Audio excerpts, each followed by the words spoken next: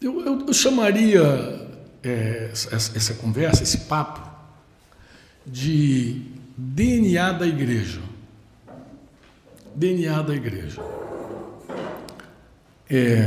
Capítulo 2 de Atos, alguns de vocês conhecem até de cor, né? Ao cumprir-se o dia de Pentecostes, estavam todos reunidos no mesmo lugar. De repente veio do céu um som com um vento impetuoso, encheu toda a casa onde estavam sentados, e apareceram distribuídas entre eles línguas como de fogo, as quais pousaram sobre cada um deles. Todos ficaram cheios do Espírito Santo e começaram a falar em outras línguas, segundo o Espírito lhes concedia que falassem. Estavam morando em Jerusalém judeus, homens piedosos, vindos de todas as nações debaixo do céu. Assim, quando se fez ouvir aquela voz, afluiu a multidão, que foi tomada de perplexidade, porque cada um os ouvia falar na sua própria língua. Estavam atônitos, se admiravam, dizendo: veja, não são galileus todos esses que estão falando? Então, como os ouvimos falar, cada um em nossa própria língua materna? Aí eles começam a citar aqui as nações que estavam presentes. É para que você entenda, talvez alguns leiam assim, não entendo essa parte, mas é simples assim. Até hoje é possível isso acontecer. Por quê?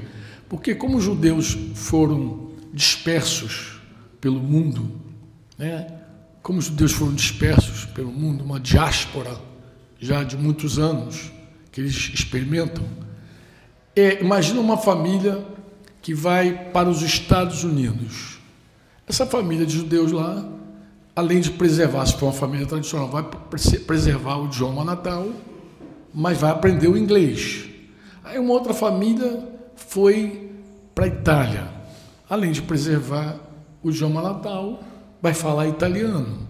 Aí uma outra família foi para o Brasil, além de falar o idioma natal, fala português.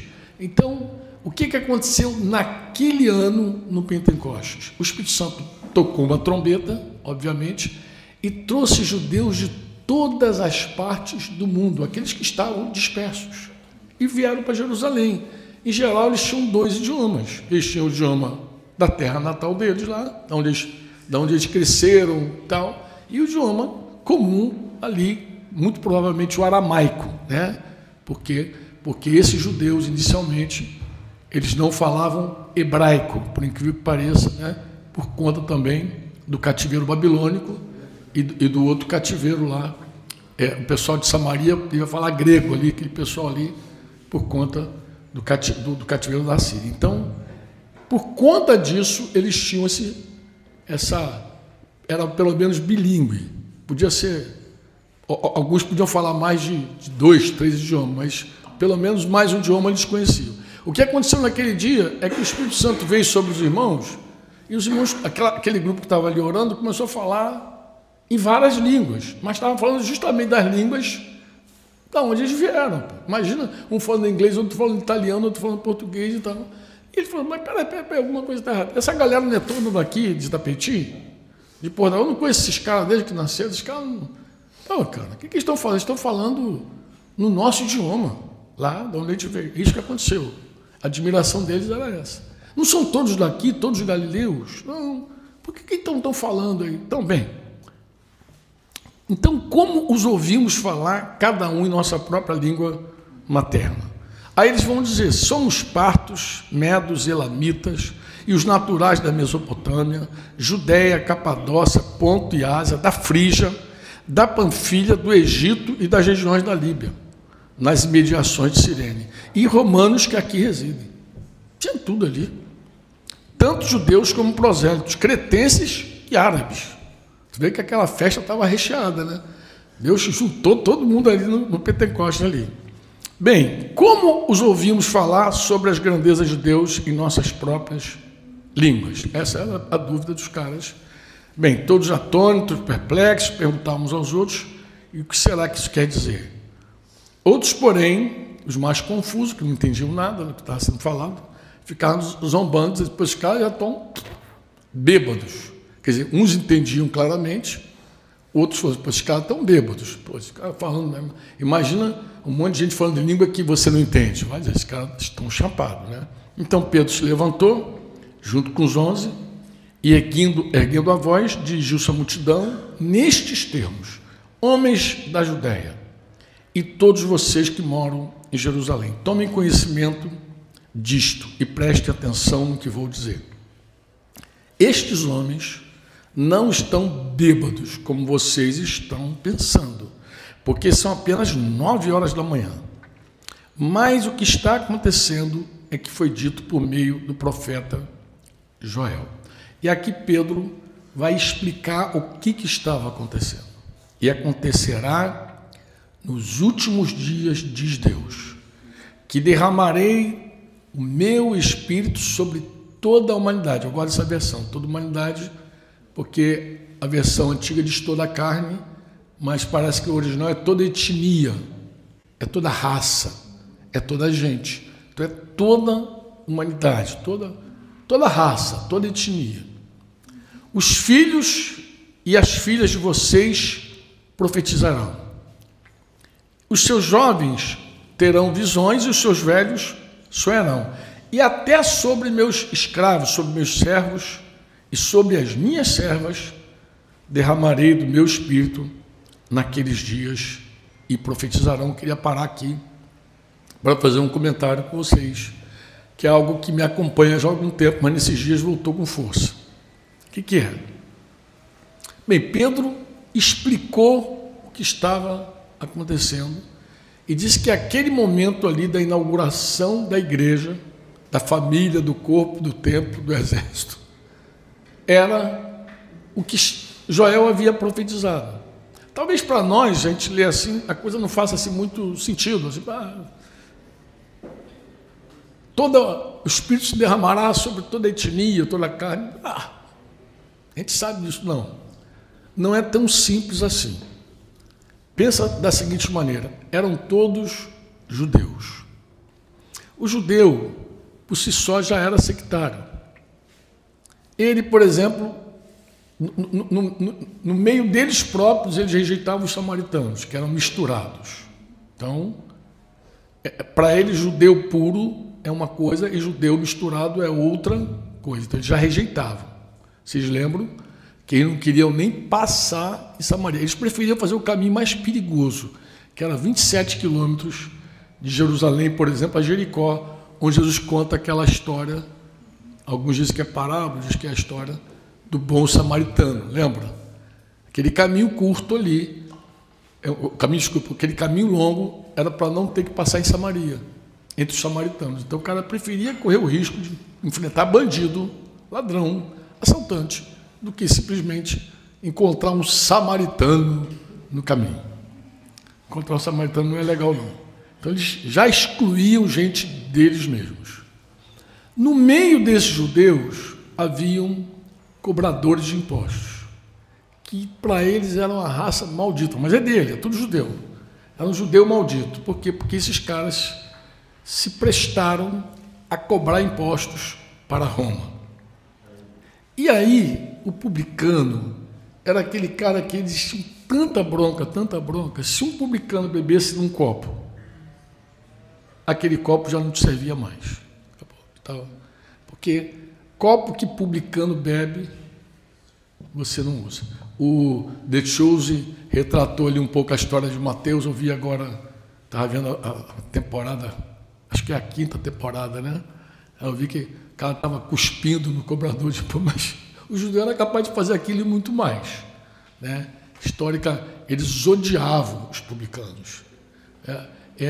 Jesus ter comido na casa de um chefe de publicanos, Zaqueu, era cúmulo, era a coisa mais berrante para eles. Agora tu vê, isso tudo no meio dos judeus. Agora no meio dos judeus tinham as mulheres. Mas não vou falar das mulheres ainda não. Vamos falar das etnias. Toda etnia. Você diz amém ou não? Olha como isso é forte. Pedro, tempos depois, é chamado pelo Senhor, enviado pelo Senhor a ir na casa de um gentio. Ele precisava ir, porque ele tinha a chave do reino. Lembra que Jesus falou que a chave do reino estava com ele? Paulo foi o apóstolo aos gentios, mas quem abriu a porta para os gentios foi Pedro. Pedro que foi lá, Pedro que visitou os gentios, Pedro que entrou na casa dos gentios. Pedro chegou lá assim, desculpa a comparação, mas ele chegou ali meio como Jonas e Nínive. Tá bom, o que eu vou falar? Ele não estava muito afim de falar, não estava afim de entrar. Deus convenceu ele para entrar, começou a falar, e diz a Escritura, diz Atos, Lucas diz, que enquanto Pedro falava, o Espírito Santo, pum, batizou todo mundo com o Espírito Santo. E aí Pedro, o argumento que ele usa para se defender em Jerusalém foi o seguinte: bem, eu não posso negar água a quem Deus deu o Espírito. E assim ele encerrou a questão da visita por ter entrado na casa de um gentio.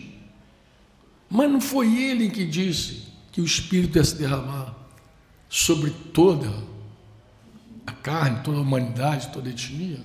Eu pergunto a vocês, como é que a gente é capaz de, em algum momento, falar da Bíblia, o que a Bíblia diz, e em outro momento a gente resistir o que a Bíblia diz?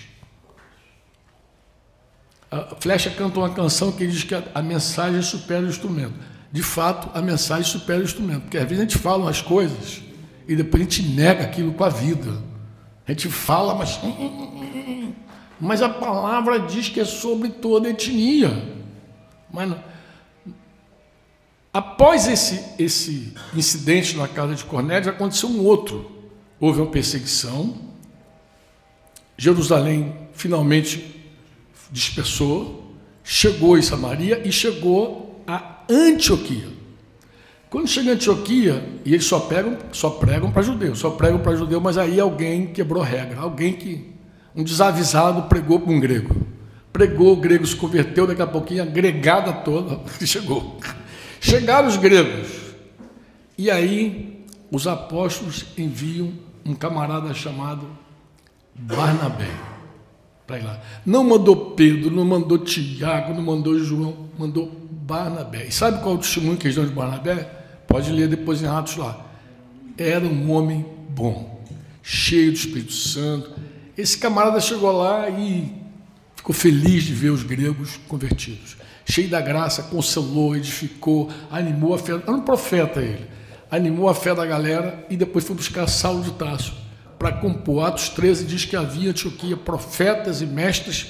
Começa com Barnabé e termina com Saulo, a listinha que estava lá em Antioquia. E Antioquia se tornou, como vocês sabem, vou usar a expressão de Mitian, um centro de obras.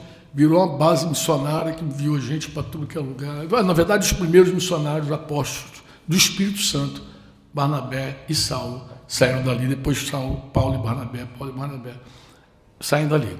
Mas, em suma, é sobre toda a etnia?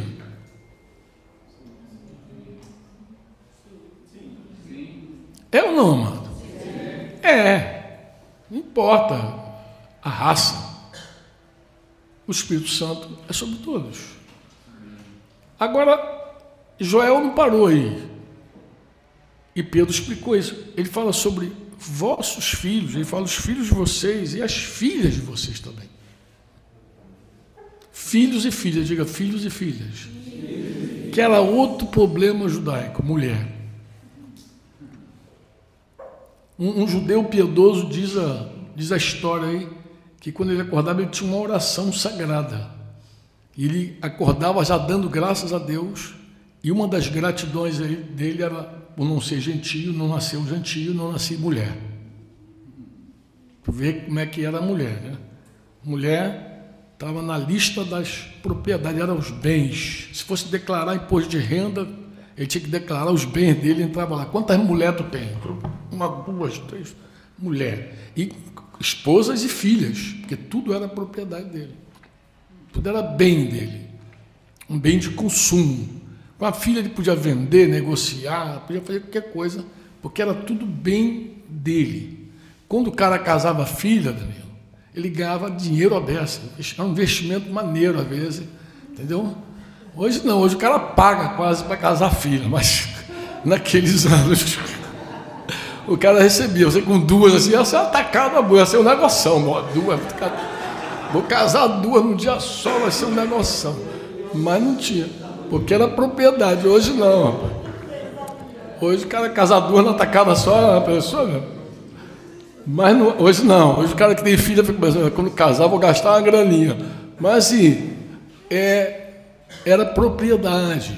Então dizer assim, os filhos de vocês e as filhas de vocês profetizarão, não é um negócio legal para judeu. Na cabeça dele também esse negócio não é legal. Porque papo é esse? Mas é isso Pedro falando com nós. E você percebe que Pedro mesmo, ele não desenvolve esse ministério com as mulheres, como Paulo.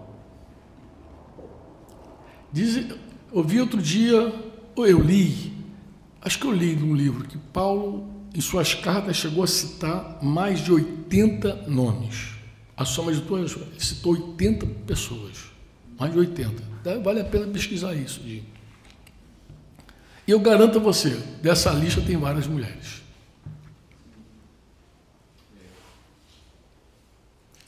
Pedro não cita uma.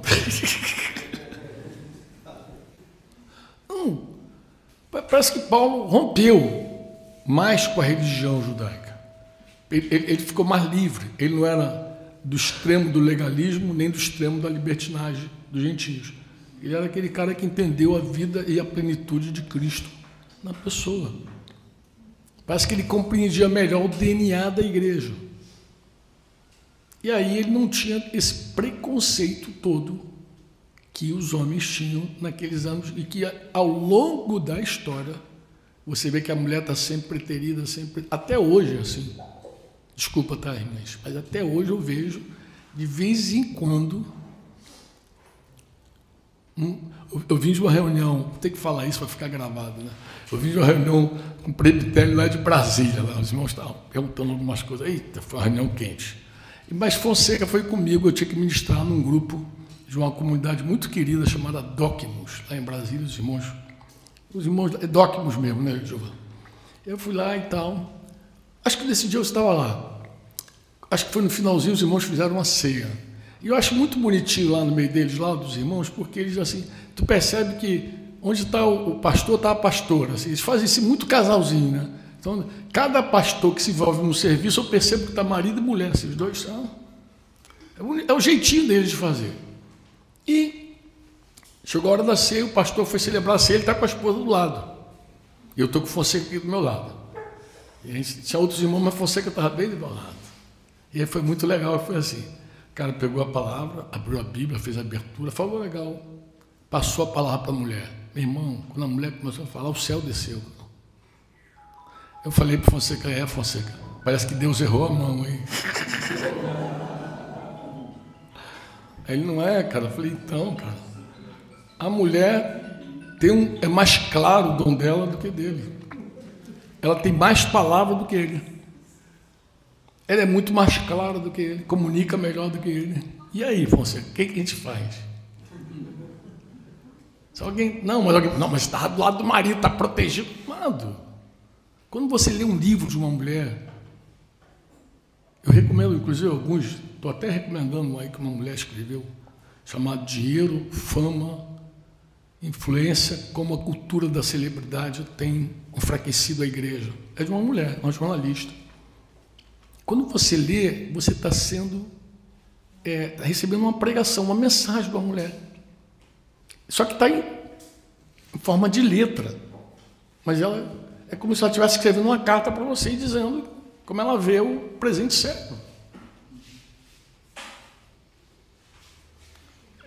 Mas eu vejo ainda muito preconceito entre nós. Pô. Muito preconceito. Paulo fala para Timóteo lá sobre diaconisas. Aí os irmãos até concordam. Não, diaconisa, né, caramba? Diaconisa. Que aí fica, não sei o que você pensa de diaconisa. Ele deve pensar que é uma mulher que fica na porta deixando o pessoal entrar. Meu amado, Paulo diz que o diácono, quando ele faz o serviço dele bem, ele alcança grande proeminência no meio da igreja. Nós temos um irmão chamado Sérgio Torres, lá no Rio de Janeiro, que ele é diácono. Ele é mais conhecido para muita gente do que alguns presbíteros que a gente tem entre nós. Porque o diácono, ele lida com a necessidade material das pessoas. E a igreja é assim, é espírito, alma e corpo. Uns lidam com as questões espirituais da igreja, mas tem gente que lida com uma coisa natural, real. A viúva lá estava com fome de alguém, tinha que ir lá dar comida para a viúva. Então, o diácono lida com essa coisa material, ele apacenta em vários momentos, visita, faz. E as mulheres faziam isso também. Você consegue pensar? O serviço daquelas irmãs e a proeminência que elas alcançavam.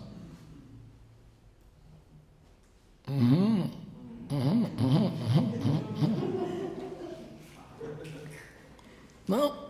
E depois, se você pegar a lista de Paulo falando das mulheres, as recomendações que ele dá para algumas, se você parar para pensar, meu Deus do céu, essas mulheres. Um dia eu falava com os irmãos, falei, irmãos, a Bíblia nunca erra, pode ter certeza, assim, eu digo, nunca erra. As ordens das coisas estão ali, porque tem um significado, tem uma importância, né? Então, por exemplo, quando fala do casal Áquila e Priscila, aparece Priscila e Áquila. Oxente, bichinho, Priscila e Áquila. Por que Priscila e Áquila? Não, porque não Áquila e Priscila? Eu já sou lá um cara. Eu não gosto nem de convite quando vem o nome da mulher na frente. Olha como é que eu sou, macho. Sou meio oriental. Tem que perguntar primeiro pelo marido, depois pela esposa. Pô, cara, ele sabe mesmo, sou chato pra caramba. Não, a mulher tá. Pergunta pelo marido, depois pela mulher, para que perguntar a mulher. Então, assim, mas a Bíblia aí não foi muito do meu jeito, não. Saiu do meu jeito, da minha forma. Colocou Priscila na frente de Áquila. Mas o que eu percebo, irmãos? Eu percebo o seguinte, que nós ainda. Quer dizer, isso é ao longo da história, tá, irmãos? Isso é ao longo da história. Ao longo da história veio. É ao longo da história. E eu creio que até hoje a gente não sabe lidar ainda. Eu digo assim, irmãos, você crê que o Espírito Santo se derramou sobre a mulher assim como se derramou sobre o homem? Eu pergunto, claro. Tem certeza? Tem. Então, a medida de Cristo que está em nós, nos homens, que está na mulher, tem certeza? Tem. E deixa eu te perguntar, será que existe alguma mulher pastora? Aí torce o bico. Mas Deus nos constituiu uns para apóstolos, outros para profeta, outros para evangelistas, outros para pastores e mestres. Aí, se eu perguntar assim, você crê que alguma mulher tem dom profético? Ninguém discute. Porque tem as filhas de Ágabo, as filhas de Ágabo não, as filhas de Filipe, que eram 4, que profetizavam. E Filipe era evangelista. E as filhas 4 profetizavam. Então os caras não podem negar porque está lá. Também Paulo diz que as mulheres tinham que profetizar usando véu, lembra? Mas a mulher tem que estar calada na igreja. Eu falei, mas como é que ela vai profetizar calada? É mímica, libra? Como é que é? Como é que ela profetiza? Então, ainda é um negócio que parece que a gente não digere. Mas por que eu estou falando sobre isso? Eu estou falando o seguinte, quando a gente ordena um pastor, isso já há alguns anos, e agora no Rio de Janeiro isso está mais forte, porque a gente estudou nos últimos 2 anos sobre esses ministérios, evangelista e profeta, ficou mais forte para nós. É assim, nós entendemos que a gente não derrama óleo só apenas sobre o homem. Isso a gente já faz há alguns anos, porque a gente entende que um homem casado que exerce um ministério, ele não vai cumprir bem aquele serviço se a esposa dele não for uma com ele. Uma. Então a gente sai um pouco do modus operandi da maioria. A gente não pega um homem e coloca lá o homem. Não, a gente pega ele e a esposa. Prepara a cabeça, Bruno. Porque a gente derrama óleo sobre ele e derrama óleo sobre ela. Porque a gente entende que ele não vai para canto nenhum se ela não for uma com ele. Ele precisa dela. Ela é a primeira ovelha, mas é o primeiro ministério que vai completar o dele. Você vai ter companheiros de presbitério, você vai ter companheiros na tua jornada, mas a tua esposa, meu amigo, a tua esposa é essa pessoa. Não é só, você não deve olhar para ela como, minha ajudante, ajudante de ordem. Não, ela é alguém que possui um dom, um serviço, uma graça de Cristo, que completa o teu ministério perfeitamente. Se encaixa. Eu falo para a Denise já há alguns anos, bastante tempo, eu digo, meu amor, cuidado com o que você fala. Não é porque mulher fala demais, não. Mulher fala demais, mas tudo bem. Não é isso, não. É assim. É que eu digo assim, eu considero muito o que você fala. Então, quando Denise diz algo, eu peso muito. Eu peso muito, porque eu sei que muito do que ela fala é Deus falando comigo. Está ali do meu ladinho, me vendo, me conhecendo. Eu sei que, tu me conhece, está falando porque tu me conhece. Não, amado, considera isso. Pondera no que eu estou te falando. Pondera. Não fica olhando como alguém menor. Fica olhando como a Bíblia diz. A Bíblia diz isso. Diz que teu pai pode te dar herança, casa. Vocês vão casar, né? Papai pode dar um monte de coisa para o noivo. Casa, herança, carro. Mas a noiva, a mulher prudente, é presente de Deus. A mulher prudente é Deus que dá para o homem. Por isso que eu olho para alguns caras e digo, você não merece essa mulher. Mas Deus é bom. A graça é pura de Deus. Graça purinha. Não, tem uns cabras assim que eu já falei até quando era solteiro. Eu falei, rapaz, eu não sei como é que essa garota está orando por você, cara. Você não merece. Mas é pura graça. Você devia levantar a mão para o céu e ficar agradecendo, porque você é pereba demais para essa garota. E às vezes a mulher chega... Não, é impressionante, irmãos. E às vezes ela chega na vida desse cara e faz, inclusive, o ministério dele ser melhor. Agrega muito. Se você for sincero mesmo, franco, sem trocadilho, você vai dizer assim, cara, ai de mim se não fosse essa mulher que Deus me deu.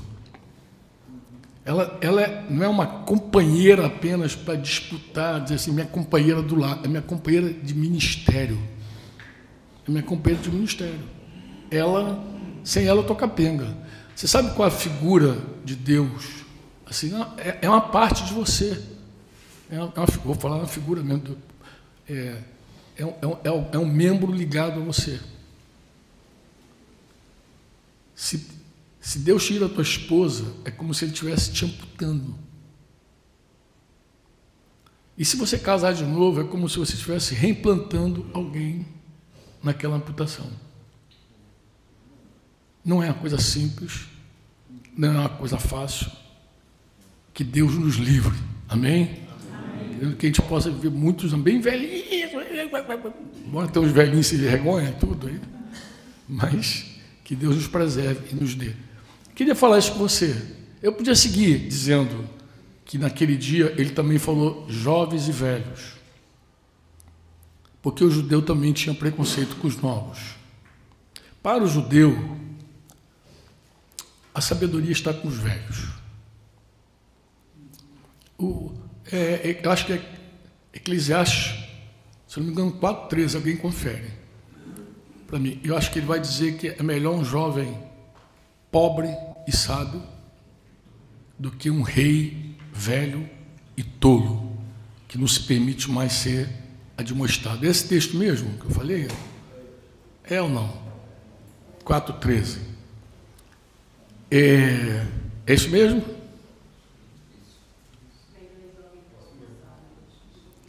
Ele está fazendo uma coisa, ele está dizendo o seguinte, porque para aquela cultura, a longevidade é a bênção. Então, ser velho, você é abençoado. Ser velho significa que você é sábio. Até hoje no Oriente, Japão, China, esses cantos aí, um homem de cabelo branco, uma mulher de cabelo branco, a mulher não quer pintar cabelo nesses lugares, porque ela, quando ostenta um cabelo branco, ela é alguém maior, porque eles enxergam assim. Então, uma pessoa mais idosa é uma pessoa que tem mais. E nos dias de Jesus, isso era intenso. Os velhos eram os anciãos. O jovem, quem é o jovem? O jovem tem muito chão para andar, tem muito caminho para andar. Por que tu acha que Paulo fala com Timóteo sobre o fato dele ninguém desprezar a mocidade? Que ninguém despreze a tua mocidade. Por que tu acha que ele fala sobre isso? Ele fala sobre isso justamente porque os velhos tendem a desprezar os novos. O rei é próspero, é outra bênção, né? Rico e velho. Mas rico e velho e tolo, acabou. O que você tem de longevidade, o que você tem de dinheiro não serve para nada. É melhor ser um jovem e pobre, mas sábio. Porque a sabedoria aí é que faz valer a pena ser velho e rico. De vez em quando eu encontro os velhos ricos, eu digo isso para eles. Eu digo, ser velho e ser rico sem sabedoria é um desperdício. A sabedoria que agrega tudo, porque a sabedoria te guarda do mal, a sabedoria guarda os teus pés, a sabedoria te freia, ela te livra, porque a sabedoria ela tem um princípio, é o temor do Senhor.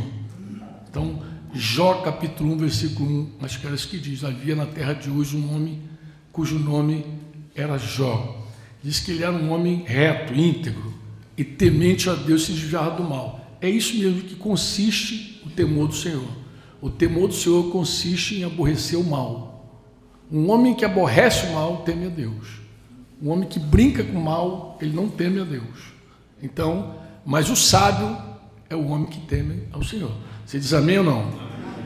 E ele vai falar que os jovens também fazem parte desse time. E por fim, as classes sociais mais desprezadas de todas: os meus servos e as minhas servas. Ele já botou escravos e escravas no balaio. Você sabe, irmãos, que um lugar que não deveria haver classismo, essa separação de um é formado, outro é deformado, que um fez faculdade é alguém, o outro que não estudou não é ninguém. Se tem um lugar que isso não deveria existir, era na igreja. A igreja deveria ser um lugar que o pastor não tem um lugar assim mais nobre, aquele cara. Ele deveria ser igual. De vez em quando eu falo com alguns pastores sobre a cultura da celebridade.